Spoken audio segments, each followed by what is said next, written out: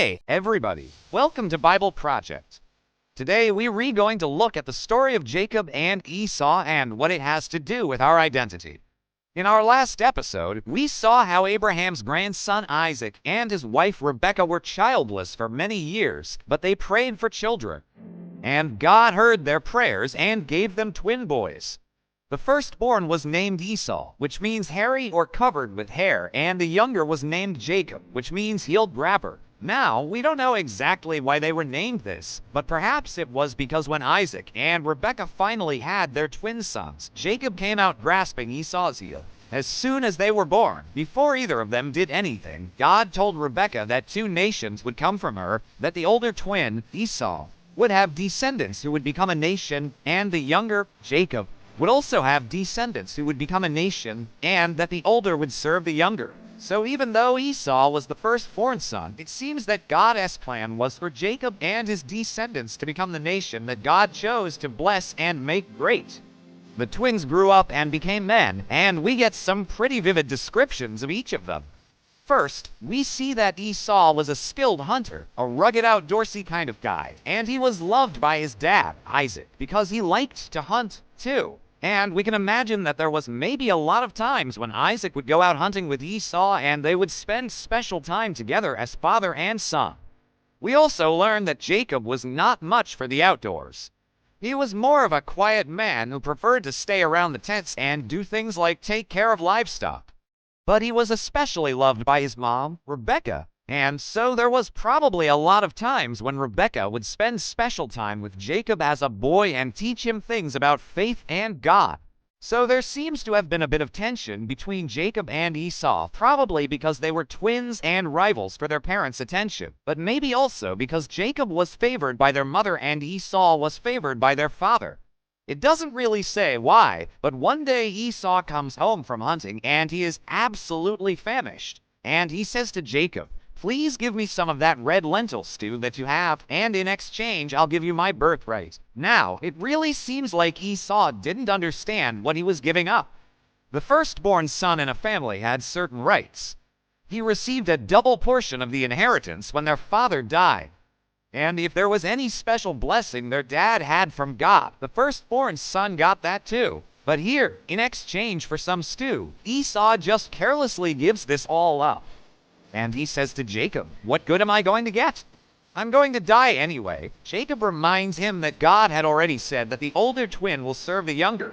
But I think the biggest thing for Esau was just that he was hungry and he wanted some stew.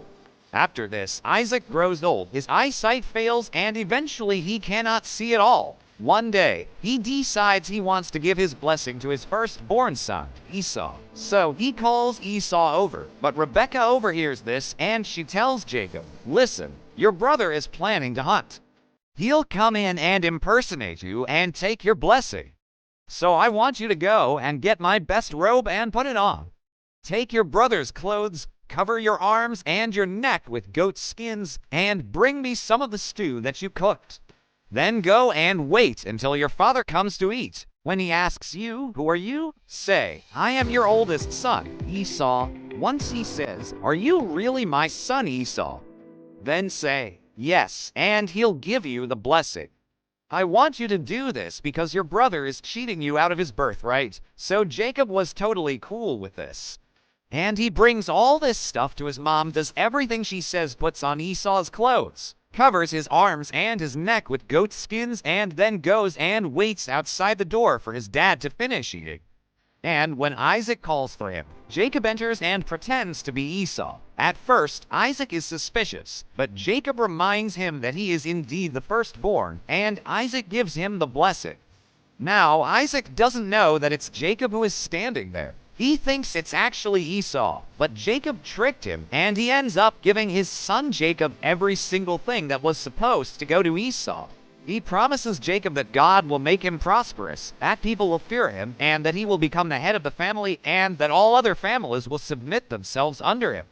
And he also promises that God will give him everything that he needs and will make him fruitful and will make nations of his descendants. And after Jacob leaves, Isaac realizes that he has blessed the wrong twin.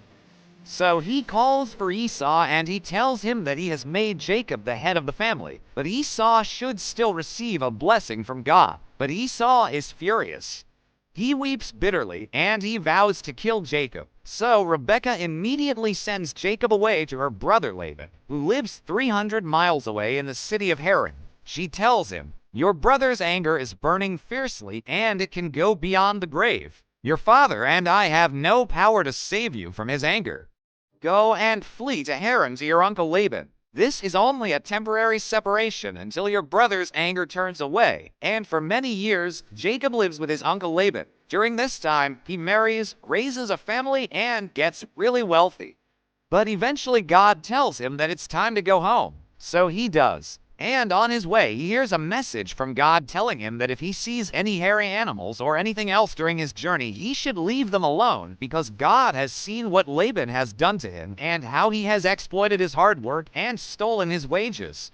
On his way back to Canaan, Jacob stops to rest and sleep near a river and he decides to cross over to the other side. But while he's crossing, he has a strange experience. He wrestles with a mysterious being and the fight goes on all night. Now, it's not clear who or what this being is. It could be an angel of God, but ultimately it doesn't really matter because Jacob refuses to let this being go until it blesses him. And as the sun comes up, the being blesses him and gives him a new name. He calls him Israel, which means he struggles with God. And then the being hobbles Jacob's hip so that he will walk with a limp for the rest of his life. And finally, the being flees. Not long after this, Jacob arrives back in Canaan, and he's afraid that Esau might want to kill him because of the trick he played. But when Esau sees him, he doesn't try to kill him. Instead, Esau falls to his knees and embraces Jacob, and they weep and reconcile. And the passage ends with them hugging it out, making plans to meet up again, and Esau returning home to his own family.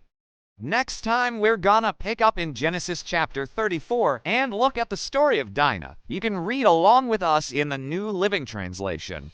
You can find a link to this translation online. If you enjoyed this episode and want to see more videos like this, you can subscribe to our channel. Thanks for watching. See you next time.